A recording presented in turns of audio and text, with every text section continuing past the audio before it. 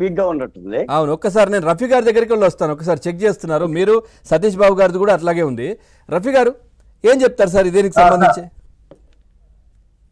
Sir Jaganmohan Reddy అంతకు ముందు ఏం చెప్పేవాడు సార్, సింహం సింగిల్ గా వస్తుంది, సింహం సింగిల్ గా వస్తుంది. ఇప్పుడు ఏమైంది సార్, ఇప్పుడు 10 మందిని ఇచ్చినా రావట్లేదు.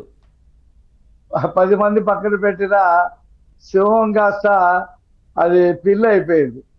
జగన్మోహన్ రెడ్డిని మేము చెప్పేవాళ్ళం పులివెందుల పిల్లి అని, ఇప్పుడు పులివెందుల పిల్లి అయిపోయాడు.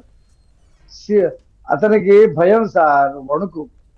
ఎందుకంటే అసెంబ్లీకి వచ్చాడు అనుకోండి, రోజుకొక భాగవతం బయటపడుతుంది. ఆయన హయాంలో జరిగినటువంటి ఆ కుంభకోణాలు, అరాచకాలు బయటపడతా ఉంది. దాన్ని ఖచ్చితంగా సభ్యులు అడుగుతారు, లేవనెత్తుతారు. అతను జవాబు చెప్పాలా. ఆ జవాబు ఏదో దొంగ తిరిగి చెప్తే స్పీకర్ ఓడుకోడు, సరిగ్గా చెప్పాయా అంటాడు. ఇక ఎన్నికంటే కూడా ఇంట్లో కూర్చోవటం పోయిపోయి సార్ రఫీ గారు పోయిపోయి అక్కడ స్పీకర్ గారు తర్వాత డిప్యూటీ స్పీకర్ గారు ఇద్దరంటే ఆయనకు ఏంటో తెలిసిందే. అది కాదు, ఇప్పుడు ఏమైందంటే మొన్నటి వరకు ఒక స్పీకర్ ఆయన చింతకాల అయ్యన్న పాత్రుడు ఉన్నాడంటే పరిస్థితి పెనం మీద ఉంది.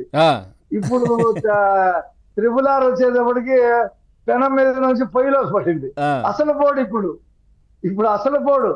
ప్రతిపక్ష నాయకుడు హోదా ఇచ్చిన ఏదో మారం చేస్తున్నాడులే ఇద్దామని చెప్పేసి చంద్రబాబు నాయుడు గారు, అయ్యన్న పాత్రుడు గారు అనుకోని ప్రతిపక్ష నాయకుడు హోదా ఇచ్చిన పోడు.